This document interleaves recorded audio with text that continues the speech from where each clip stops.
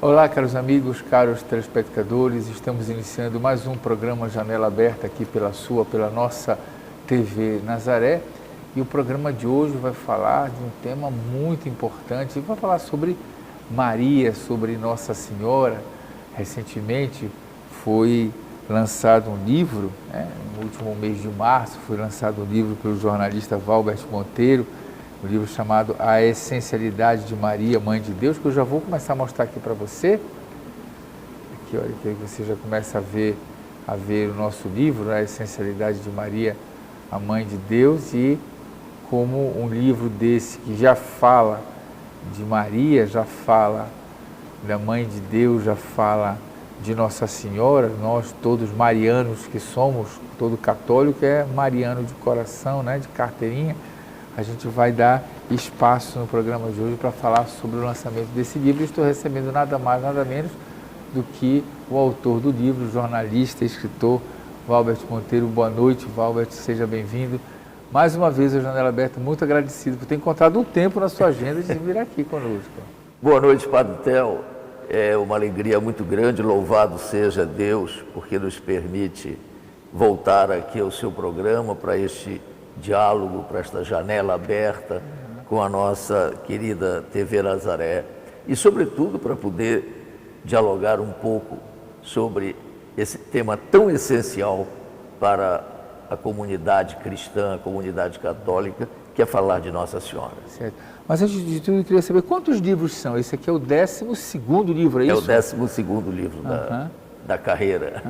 Quando que começou seu interesse em virar escritor? Porque assim, escrever é uma arte, né? Como é que nasceu esse desejo por escrever livros? Desde 1961, ou seja, eu tinha 17 anos, que eu ingressei no jornalismo. Comecei trabalhando na província do Pará, trabalhei no Jornal do Dia, militei muito nas redações dos jornais, então a minha função era escrever.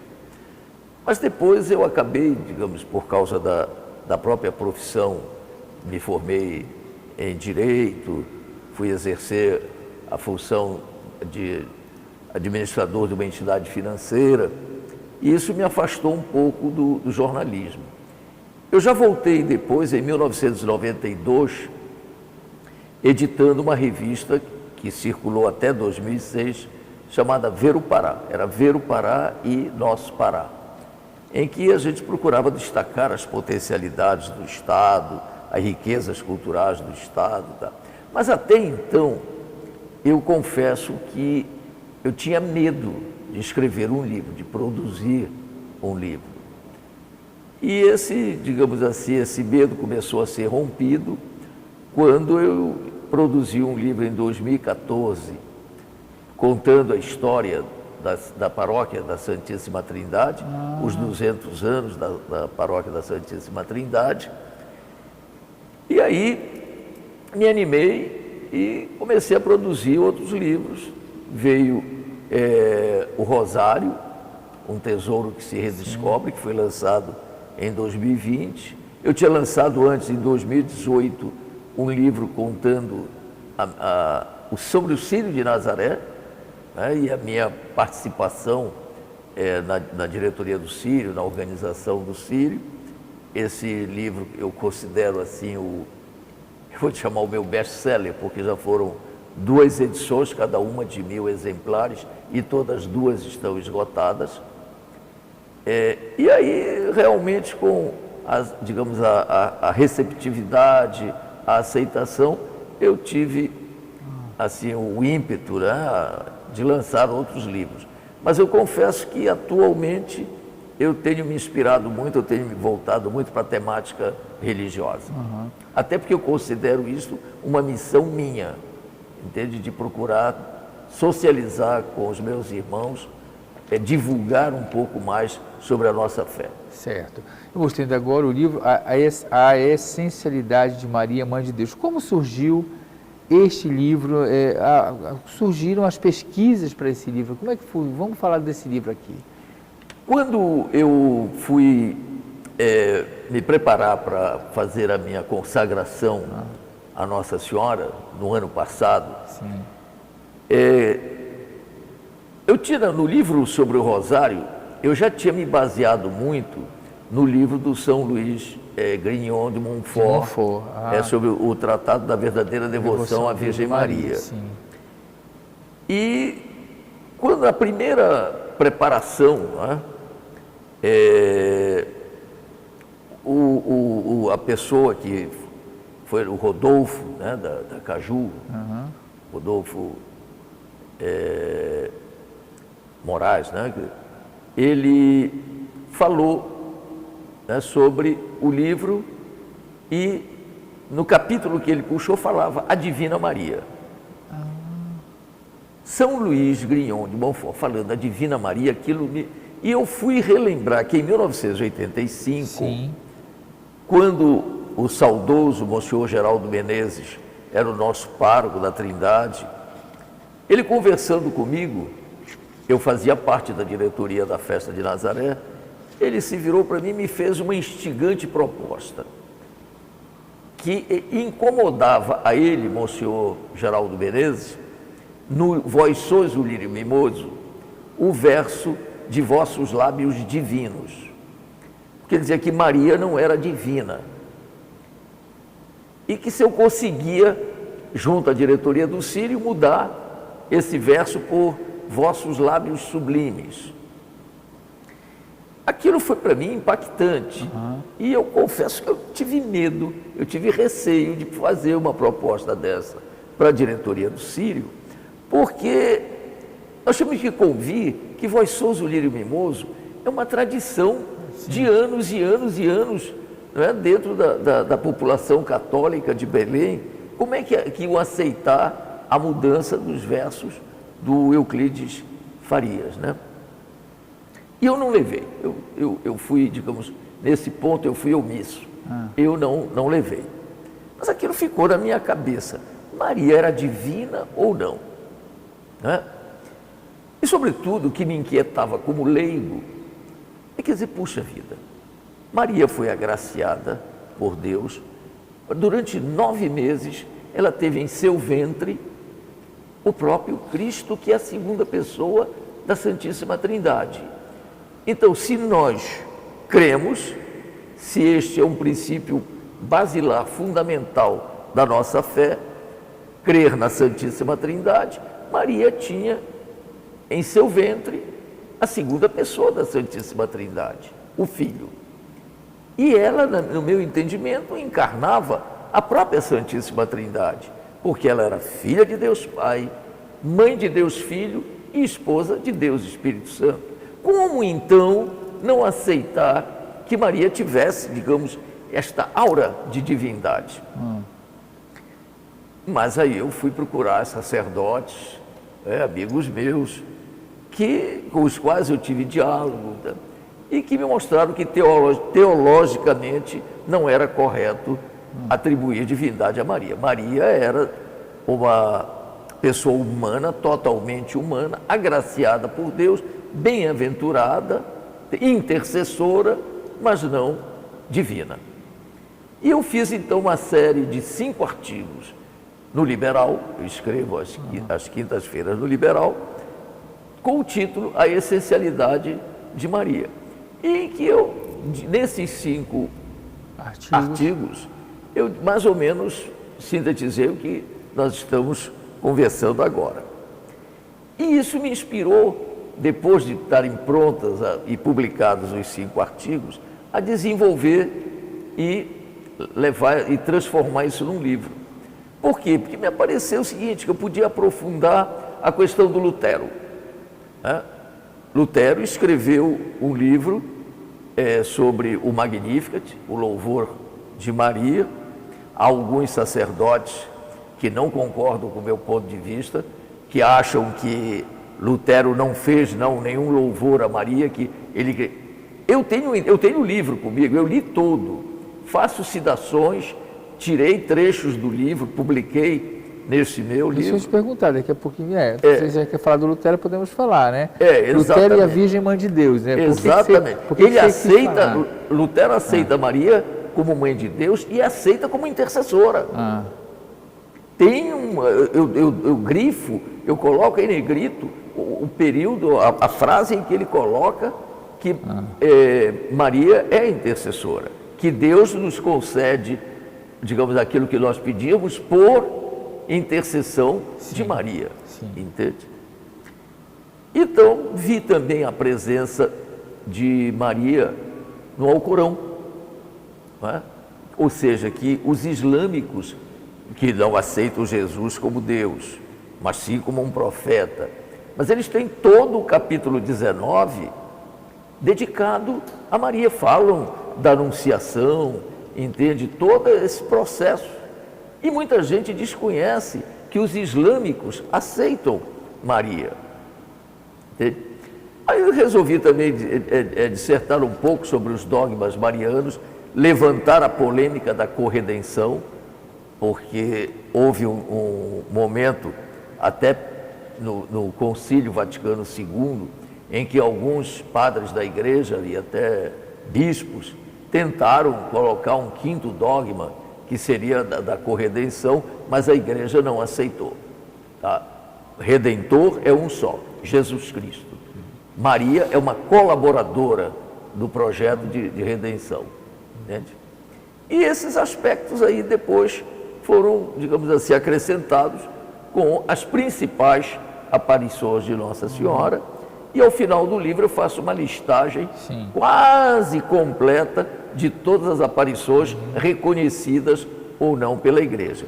Porque é preciso que se deixe claro que nem todas as aparições de Nossa Senhora são reconhecidas, são oficialmente admitidas pela igreja como verdadeiras, como autênticas. Então você vem pesquisando já há algum tempo, né? Sim. Isso tudo é fruto de uma pesquisa que você vem escrevendo, que você vem pesquisando. Eu tenho, não chega, digamos assim, a ser notável, mas eu me orgulho de ter uma bibliografia na minha casa sobre Maria, que já chega a aproximadamente 50 títulos. Entende? E eu me apaixono por esse tema ligado à Nossa Senhora. Muito bem.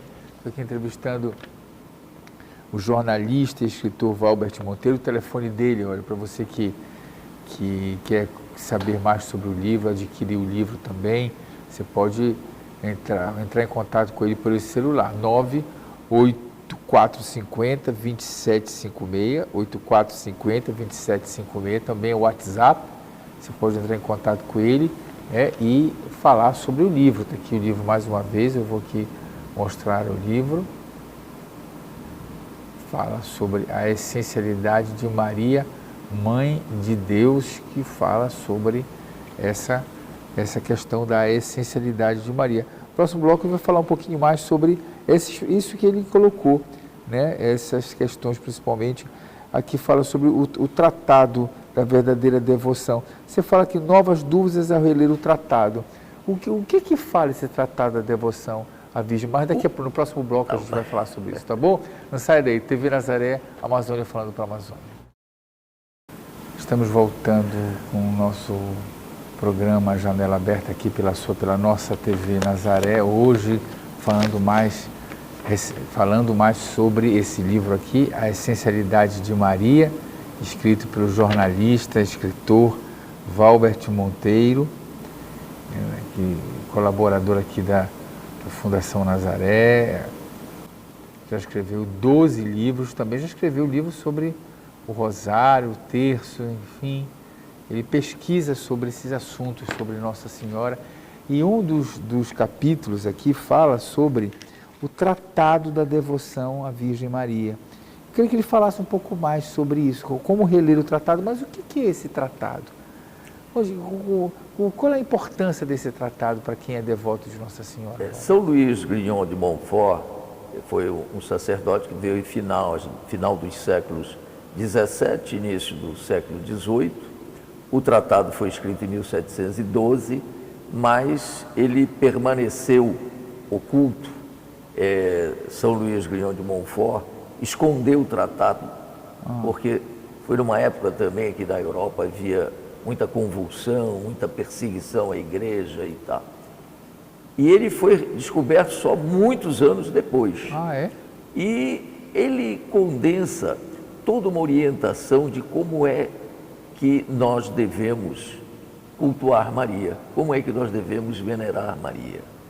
Ele apresenta a imagem dela como aquele ser humilde, aquela pessoa que realmente está à disponibilidade do serviço, entende? Que se sacrificou, inclusive os seus projetos pessoais, para poder atender o chamado de Deus. E mostra como é que nós devemos prestar essa devoção. E por que a verdadeira devoção? Porque, como ele mesmo coloca com muito destaque no tratado, existem as falsas devoções, as devoções deturpadas, entende? E hoje mesmo nós católicos temos que ter cuidado, porque muitas vezes nós direcionamos essa nossa veneração, esse nosso culto a Maria, de uma maneira indevida, porque nós a colocamos realmente numa posição que ela não quer, ela não deseja. Maria não é um fim em si mesmo. Maria é um caminho que leva a Jesus. Todo o propósito da devoção é nos levar a Jesus. Ela não é a salvação, ela é o caminho que nos leva à salvação. E isso ele deixa assim em capítulos, não é? Você vai avançando na leitura, mostrando como é que nós devemos prestar esta veneração a Maria e ter cuidado com as falsas venerações, entende? E muito menos também não devemos fazer, digamos, do culto a Maria, assim, um resumo, como se fosse o fim, não. Lembrando que nas bodas de Caná ela diz, façam tudo o que ele vos disser. Ou seja, Maria nos incita a cumprir tudo aquilo que Deus nos ensinou que deve ser o projeto para chegar à salvação. Então, e esse livro passou a ser adotado por todos aqueles que desejam consagrar-se a Maria. É o livro que acompanha todo o período de consagração, como está vendo agora na Trindade, é uma nova turma, né, se consagrando a Maria, que deve culminar no dia 13 de maio, entende? E é muito importante, porque realmente nos ensina a como ter este relacionamento verdadeiro com Maria para poder chegar a Jesus. Quer dizer, então esse livro serve também para que as pessoas possam aprofundar o conhecimento sobre Nossa Senhora, com certeza, né? A verdadeira consagração com a Maria. Certeza.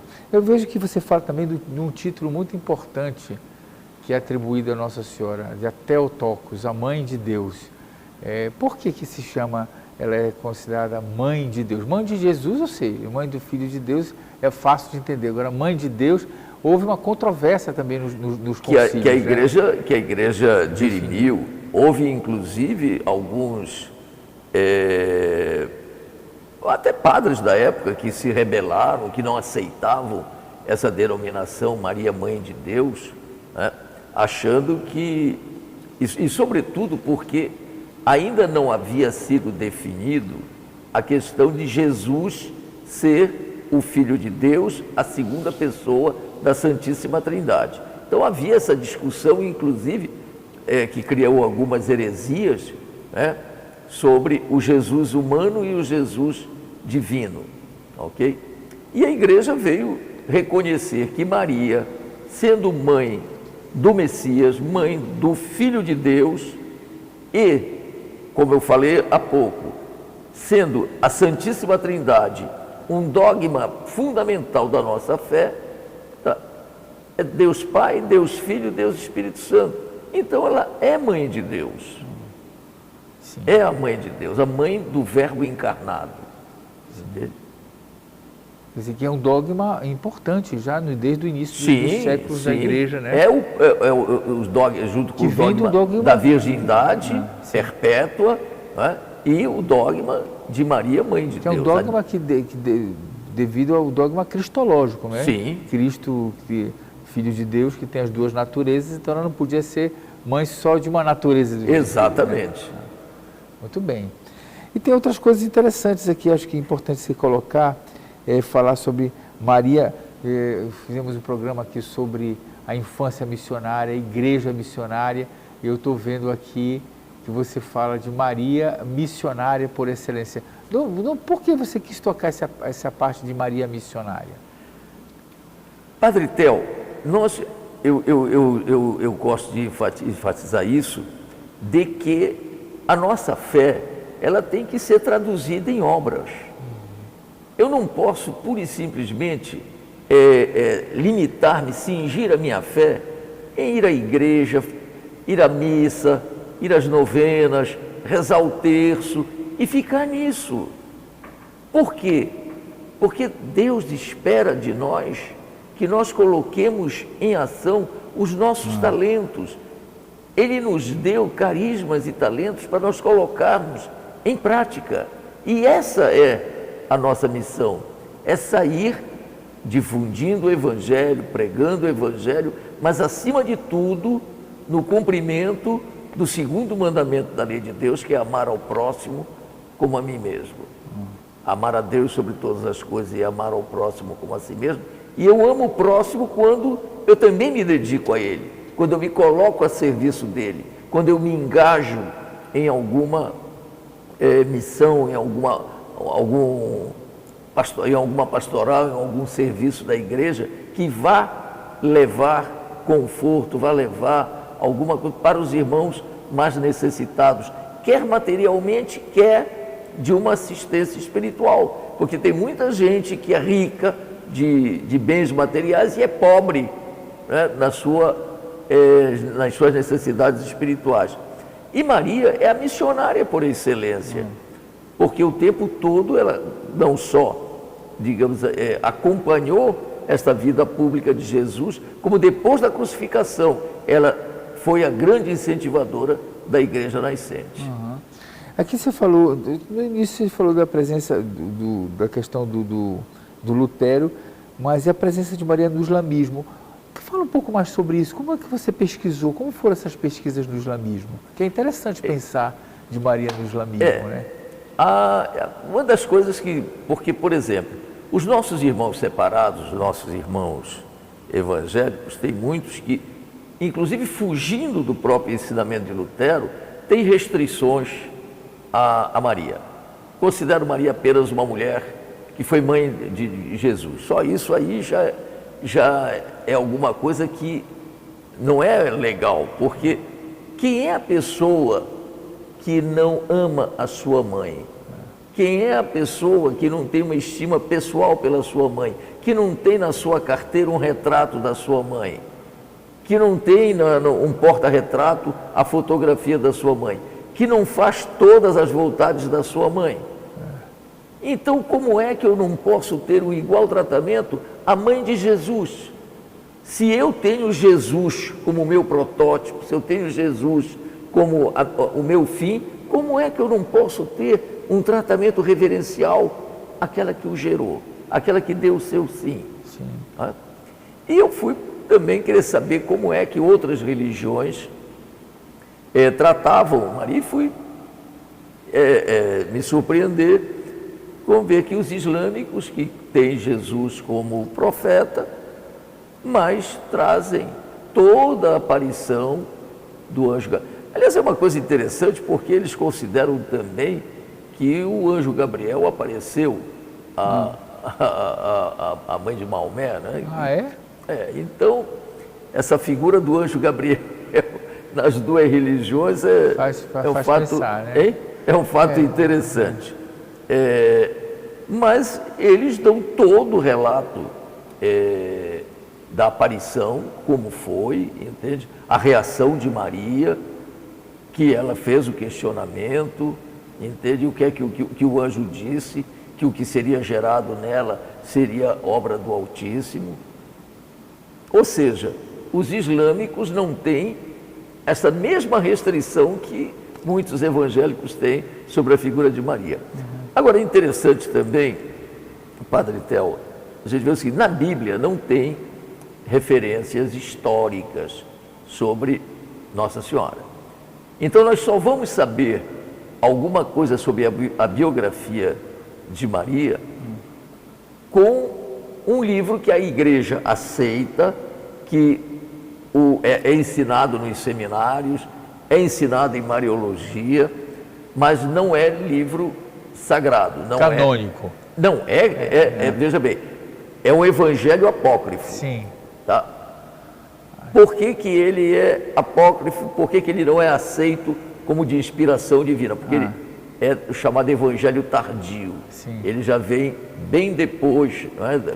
Que é o evangelho de São Tiago, né? São Tiago, sim, o evangelho de São Tiago. Mas, de qualquer maneira, nós vamos tomar conhecimento de que Maria é filha de São Joaquim Santana através deste evangelho apócrifo, que conta alguns detalhes, né? Mas tem uma passagem que a igreja não aceita, e eu também particularmente não aceito, entende?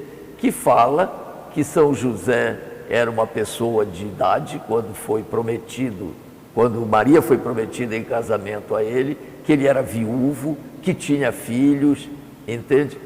Isso está no Evangelho de Santiago, mas não, a igreja não aceita essa parte, entende? Porque ela vê, como nós devemos crer, na castidade de São José, como também na castidade e virgindade de Maria. Tá certo, a gente vai para o nosso apoio cultural e voltamos daqui a pouquinho. TV Nazaré, Amazônia falando para a Amazônia. Estamos voltando com o nosso programa Janela Aberta aqui pela nossa TV Nazaré, hoje conhecendo um pouco mais sobre o livro A Essencialidade de Maria, Mãe de Deus. Está aqui o livro escrito pelo nosso amigo Valbert Monteiro. Já é o 12º livro dele. Esse livro a gente está encontrando onde, Valbert? O livro pode ser encontrado comigo diretamente pelo WhatsApp, e se for na região metropolitana de Belém, a gente manda entregar sem nenhum custo. Na secretaria da Paróquia da Santíssima Trindade e em algumas livrarias católicas, como por exemplo a Santuário Místico ali na Generalíssimo Deodoro. Eu estou vendo se consigo colocar em outras livrarias católicas, mas nós ainda estamos na tratativa. O telefone para você encontrar o livro é o 98450-2756, 8450-2756, esse é o telefone aqui do Valber, para você entrar em contato, pedir o livro, né? Uma boa pedida já, estamos daqui a pouco chegando no mês de maio, né? Já para poder fazer uma boa leitura, uma boa meditação no nosso mês de maio. Eu também estou vendo que ele está aqui com a camisa do Terço dos Homens. Vamos ver se o Nelson consegue visualizar aqui o Terço dos Homens. Você integra o Terço dos Homens também? Eu comecei a integrar o Terço dos Homens já depois, bem depois de iniciado o processo da minha conversão, porque no início, embora eu fosse devoto mariano, eu sempre tive... Tira só a mão da frente para eu sempre tive essa devoção por Maria. Mas eu confesso que eu tinha uma certa relutância com relação ao terço. Eu achava uma oração repetitiva, achava assim meio sem sentido, não me empolgava o rezar o terço. E meu filho, que fazia parte do Terço dos Homens, um dia me pegou e disse: não, você vai comigo hoje lá na Trindade participar do Terço dos Homens. Mas para atender a vontade dele, tá, eu fui. E, Padre Theo, confesso que me empolguei. Me empolguei porque me impressionou ver aquele grupo eclético de homens de todas de idades variadas, rezando contrito de uma forma diferente, meditada. E me interessou, eu continuei frequentando e resolvi, inclusive, pesquisar um pouco sobre a origem do rosário, o significado, tá? E daí me entusiasmei de publicar um livro que é o Rosário, um tesouro que se redescobre. E o título tem a ver exatamente que eu vi que era um tesouro que eu estava redescobrindo.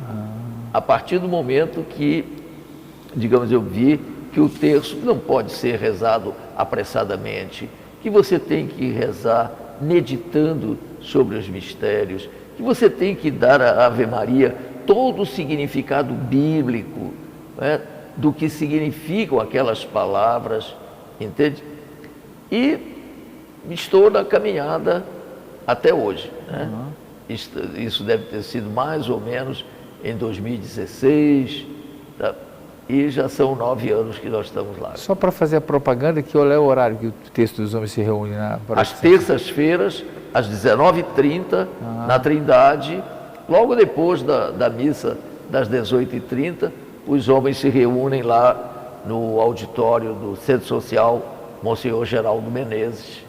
E nós fazemos o oferecimento do terço, não só pelas nossas famílias, mas pelas famílias do mundo inteiro. Colocamos as intenções do Santo Padre o Papa, rezamos pelos nossos padres, pelo nosso clero, pelos nossos diáconos, né?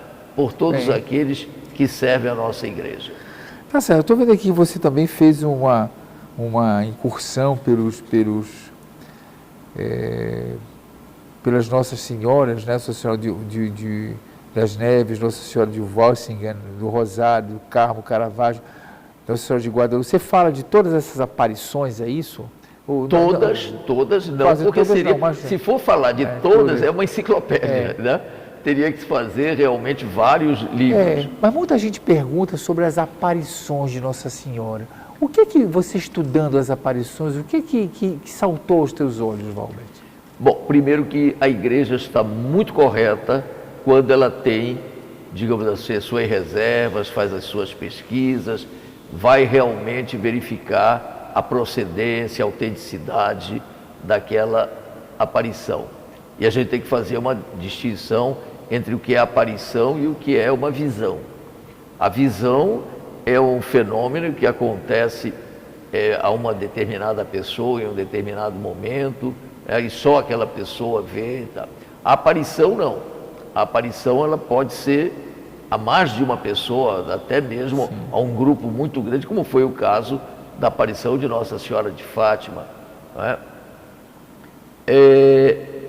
Então, existem, no livro estão listadas, são mais de 1000 aparições de Nossa Senhora ao longo da história. Mas a igreja reconhece um número muito pequeno, inclusive as próprias aparições em Medjugorje foram reconhecidas recentemente. É verdade. Recentemente. Por quê? Porque a igreja tem prudência. Ela tem que realmente autenticar para que não se dê lugar a eventuais charlatanismos, a eventuais tentativas de autopromoção da pessoa que quer, digamos, se mostrar, entende? E vai dizer que viu Nossa Senhora e tal. É preciso realmente ter prudência. Agora, o que chama atenção quando você vai estudar essas aparições reconhecidas oficialmente é a mensagem de Maria. A mensagem de Maria é praticamente constante. Ela pedindo pela conversão, ela pedindo que as pessoas se voltem a Jesus e que seja por intermédio dela, que reze o texto. Na aparição de Nossa Senhora de La Salette, é aquela que mais me impressionou, aquela que mais me chocou, eu posso dizer. Foi uma aparição do século XIX, mais ou menos em 1848, por exemplo. E que há umas profecias feitas por Nossa Senhora e que estão acontecendo hoje, entende?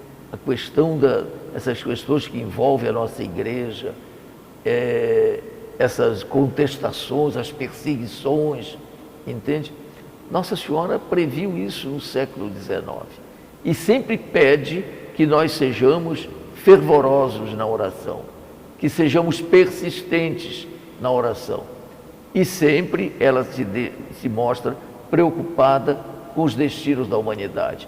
E o que nós vemos hoje, infelizmente, é o homem o homem no seu sentido genérico, cada vez mais se distanciando de Deus, cada vez mais se materializando, cada vez mais se deixando dominar pela ciência, achando que ele pode tudo, achando que ele tem resposta para tudo, e não é bem assim. Então o que nós temos que pedir realmente é que Nossa Senhora interceda por nós, para que nós tenhamos consciência de que precisamos realmente nos voltar a Jesus. Muito bem. E você fala alguma coisa específica sobre o Círio de Nazaré aqui neste livro? Não falo nem sobre o Círio de Nazaré e nem sobre Aparecida. Agora, eu sei que a pessoa ganha essa revista, é isso? Essa revista eu lancei em 2022. Ela é uma síntese do meu livro, Círio de Nazaré, Meu Olhar de Fé. Ela tem um resumo da origem da devoção em Portugal e das origens da devoção mariana em Belém do Pará. Entende? Então ela vai de brinde quer dizer, é um complemento, podemos dizer assim. É um complemento. Porque as pessoas, inclusive, mas por que você não fala em Nossa Senhora de Nazaré? Dizem, bom, primeiro que não houve uma aparição de Nossa Senhora de Nazaré. Certo. Houve um achado da imagem, um achado que se atribui um fato miraculoso, que é o dela ter retornado ao local do achado, depois do Plácido ter levado 3 vezes para sua casa, entende?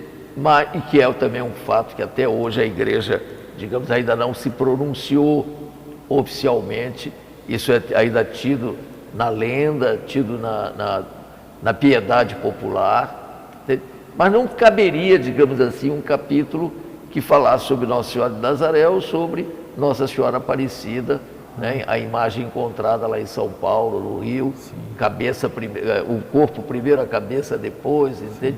Mas isso aí, digamos, fugiria um pouco ao espírito do livro. Né? Mas a ideia é que as pessoas possam ler o livro e tentar entender que Maria faz parte de toda essa história da salvação e que principalmente, acho que quando se fala das aparições, a ideia principalmente é olhar o Evangelho, porque as aparições pedem a conversão, principalmente a conversão, e todas elas pedem a reza do terço? Em todas ela não deixe de rezar o rosário. E não é o terço só, ela pede que reze o rosário. É isso. É um apelo insistente de Nossa Senhora, é esse. É a oração, A oração, que nós devemos constantemente orar, que a oração é a nossa arma fundamental. A oração é a nossa armadura. A oração é aquele caminho que nos leva realmente à salvação. Agora, você visitou quantos santuários desse? Somente 2. O santuário de Fátima e o santuário de Nazaré, em Portugal. O de Fátima houve aparição, em Nazaré não há uma aparição. A origem da devoção mariana sob a denominação de Nazaré começa em Portugal, lá em Nazaré, onde se protagonizou o milagre de Dom Fuerropinho. E eu te confesso que eu tive mais emoção em Nazaré, entende, do que em Fátima. Mas eu justifico essa emoção, digamos, do ponto de vista psicológico, por causa de toda a minha ligação com o Círio, de toda essa minha ligação com a devoção nazarena, né? Então, para mim, foi uma emoção muito grande ver o local onde o Dom Fuerropinho empinou com o cavalo, se salvando do abismo, entende? Realmente é muito gratificante você rever toda essa história. Certo, então vamos dar mais uma vez o telefone, 984 50 2756, 84 50 2756, esse é o telefone. O livro, mais uma vez, é este aqui, você vai conseguir comprar o livro, a Essencialidade de Maria, Mãe de Deus. Também você ganha esta revista, né, que complementa o livro, que fala sobre o Círio de Nazaré, a revista Ver o Pará, Círio de Nazaré. Tem toda esse combo, diríamos assim, né? É um combo e agradecer ao Valbert por ter vindo aqui ao nosso programa mais uma vez, a brilhantar nossa noite, nossos telespectadores, aprendendo mais sobre Nossa Senhora, né? E outra coisa, muita gente pode estar perguntando, podem comprar outros livros seus também? Sim. Telefone? outros Olha, livros o também. Rosário, o livro Decidir-se, que é um livro que fala sobre conversão. Né? Lá na igreja, na paróquia da Santíssima Trindade, tem seus livros lá para vender? Tá certo. Vai ter alguma outra noite de autógrafo, de venda? Tá? No momento não está previsto. Tá bom, mas se tiver, avise que a gente... 30 segundos para as suas considerações finais, Walter, por favor. Eu fico muito honrado e profundamente grato ao Padre Theo e à TV Nazaré por me conceder este momento de diálogo fraterno, em que a gente pode estar também dando esse testemunho de amor a Maria. E lembrando só, para terminar, de que esse livro não esgota, esse livro não pretende esgotar, muito pelo contrário, ele é apenas uma pista para que as pessoas aprofundem muito mais sobre o estudo mariano. A bibliografia sobre Maria é extensa e vale a pena, porque quanto mais você conhece, mais você ama Nossa Senhora.